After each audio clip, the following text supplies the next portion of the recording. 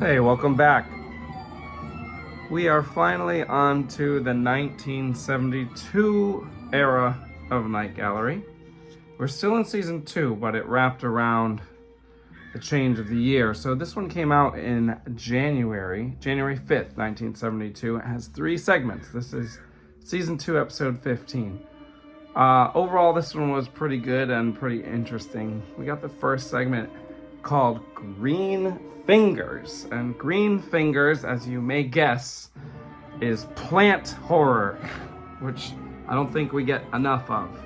So in this one, basically, there's this big company that comes in and they want to take over all the land in a certain area, and they are trying to buy out the last woman who refuses to be bought out, and she won't sell. And so the company gets some kind of like hitman or something to come over and intimidate her, and they cut off her finger, and then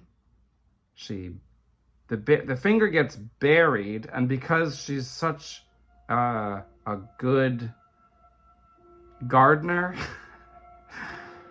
the finger grows into another one of her, a plant zombie-like version of her that looks like this.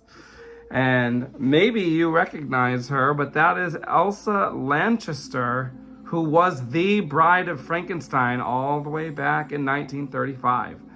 So she's still kicking in 1972, and she is yet again an undead woman. If you didn't know, she was also in Willard from 1971. I did a video on that. You can hear me talk more about her there. It also features Cameron Mitchell, who is in one of my favorite movies from the 60s, an Italian movie whose title translates to 6 Women for the Assassin, better known in the US as Blood on Black Lace by Mario Bava. I talked about that one in other videos as well, because I did a bunch of Mario Bava films. He was also in a great motorcycle gang movie called Rebel Rousers in 1970 that also featured Jack Nicholson and who else? Bruce Dern, yeah. And Harry Dean Stanton too. They were all in it. So I'd give this segment probably a 7 out of 10. It was cool. Probably too short. Would have been cooler if more happened with the plant zombie Elsa Lanchester, but it was good. The next clip was an adaptation of The Funeral, probably my favorite Richard Matheson short story. And not only is it adapted from his short story, but he did the screenplay. The Funeral is like a comedy horror story. It's very short. Basically, this guy wants to book a funeral for himself, and the guy who owns the funeral home is not amused. And then the customer reveals that he is a vampire and says, "You better do what I say." So then the funeral happens, but he's not really dead, he's undead. Then all his friends come, and all his friends are various monsters. We have a werewolf, and an Igor shows up, a witch. I thought there might have been a mummy, but I don't think they put a mummy in this. I could also be remembering that incorrectly. There were actually a bunch of vampires, so this was a cool segment. I'd probably give this one an 8 out of 10 because I'm really partial to all the classic monsters getting mashed up, shown together. And the whole idea of a vampire giving himself a funeral is pretty cool. So that's an 8 out of 10 for me. This featured Joe Flynn, who's in a bunch of family movies, including The Rescuers. He was Mr. Snoops in The Rescuers. It also included a Harvey Jason, who is later in The Lost World, the sequel to the Jurassic Park. And then finally we had a very strange segment. I actually had to watch this one twice in a row because I really didn't even understand it the first time. It's called, what's this one called? It's called The Toon and Dan's Café. That's right, The Toon and Dan's Café. And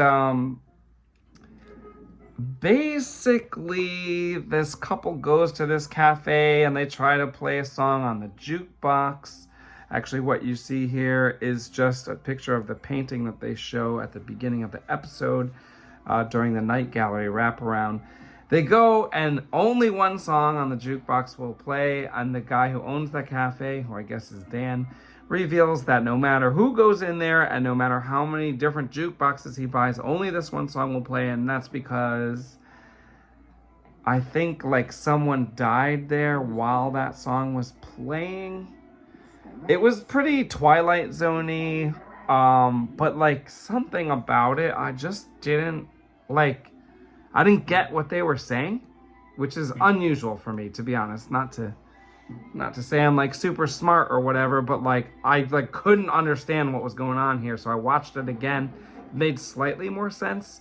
Basically, they're caught in some kind of like, you know, like the jukebox is haunted type deal.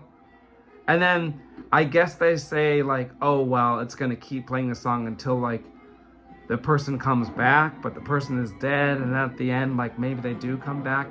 Then it like, I think it ended too abruptly, like before it really like kind of made sense. Anyway, I'd probably give this one like a 4 out of 10. I didn't really like it that much. So overall, I'd probably give the episode like a 6 out of 10. All 3 segments were roughly 15 minutes, 15 to 20 minutes each. There were no little tiny filler segments. So pretty good start to 1972, because 2 out of the 3 segments were definitely good. So we've got a few more episodes of this season. And then there's a big break between season 2 and season 3.